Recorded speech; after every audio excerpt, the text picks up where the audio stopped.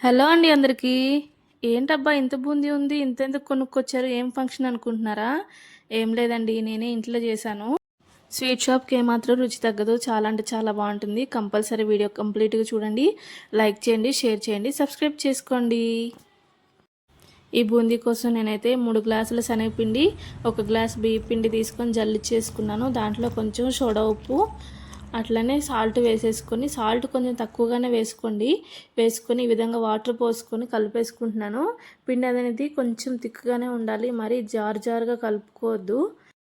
పిండి అనేది ఉండలు లేకోకుండా చక్కగా కొన్ని కొన్ని వాటర్ పోసుకుంటూ ఈ విధంగా కలిపేసుకోండి.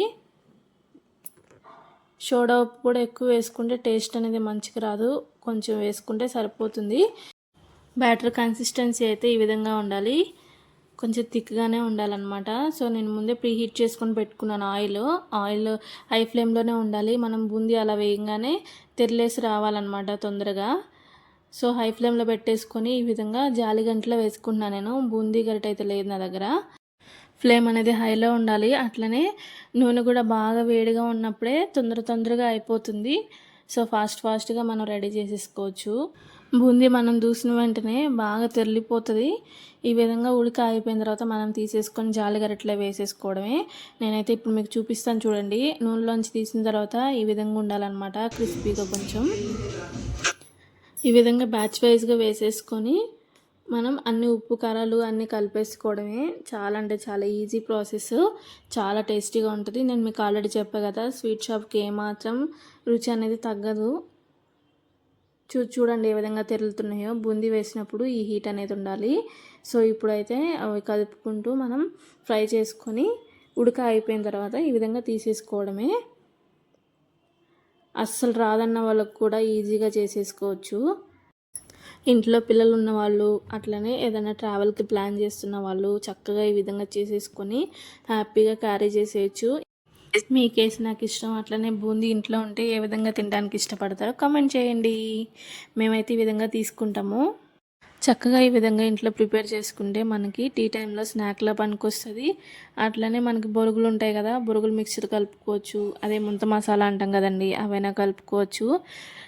ఇంకా చిన్న ఫంక్షన్స్ ఉన్నా కూడా మనం ఇంట్లోనే చేసుకోవచ్చు, బయట కొనే పని లేకోకుండా. బయట మనం కొనాలంటే చెప్పా కదా, పావు కేజీ 100 అంటే కిలో 400 రూపీస్. మనం ఒక 4-5 కేజెస్ తీసుకున్నా కూడా చాలా కాస్ట్ అయిపోతుంది. చక్కగా ఈ విధంగానే ఇంట్లో ప్రిపేర్ చేసేసుకొని దీంట్లోనే పల్లీలు, అట్లనే కరివేపాకు, దంచుకున్న వెల్లుల్లిపాయలు, ఇంకా శనగపప్పు వేసేసుకొని ఫ్రై చేసుకొని వేసుకుంటే ఇంకా అసలు టేస్ట్ చాలా అంటే చాలా బాగుంటుంది. ఇవన్నీ ఫ్రై చేసేసుకొని మనం ఇప్పుడు ఆల్రెడీ రెడీ చేసుకున్నాం కదా బూందీ, దాంట్లో వేసేసి ఉప్పు కారం వేసి కలుపుకుంటే చాలా, ఇంకేం అవసరం లేదు. చాలా అంటే చాలా పర్ఫెక్ట్గా ఉంటుంది, చాలా బాగుంటుంది. ఇంతకుముందు బూందీ ఎలా చేసుకోవాలో తెలియనప్పుడు అబ్బా ఎంత టైం పడుతుందో, ఎలా చేయాలో, మనకు వస్తుందా రాదా అని చెప్పేసి చాలాసార్లు నేను ఆగిపోయేదాన్ని. కానీ సరే ఒకసారి చేద్దామని చెప్పేసి ట్రై చేసా, చాలా బాగా వచ్చింది. అప్పటి నుంచి ఒక హాఫ్ అన్ అవర్లోనే నేను మొత్తం కంప్లీట్ చేసేసుకుంటా, చాలా తొందరగా అయిపోతుంది. సో చాలా బాగుంటుంది టేస్ట్ అయితే. ఈ విధంగా మొత్తం అన్నీ వేయించుకొని వేసేసుకున్నా. ఇది వేసేటప్పుడు జారుతండి బాబు, మొహాన్ని మొత్తం అంతా చింది పడుతుంది.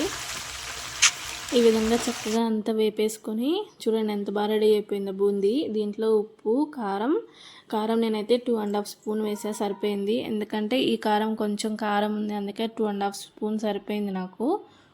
ఇంకా దీంట్లో నేను వేరే చాట్ మసాలాలు కానీ ఏమి వేయలేదండి. ఇవి రెండే చాలా అంటే చాలా బాగుంది, ఇంకేం వేయక్కర్లేదు కూడా.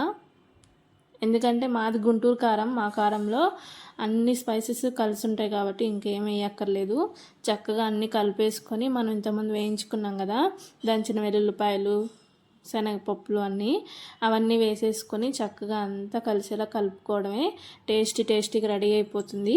ఓకేనా? నా వీడియో ఎలా అనిపించిందో ప్లీజ్ అండి కమెంట్ చేయండి, లైక్ చేయండి, షేర్ చేయండి, సబ్స్క్రైబ్ చేసుకోండి. మీరు చేసే ఒక్క లైక్ వల్ల నా వీడియో ఇంకొంతమందికి షేర్ అవుతుంది.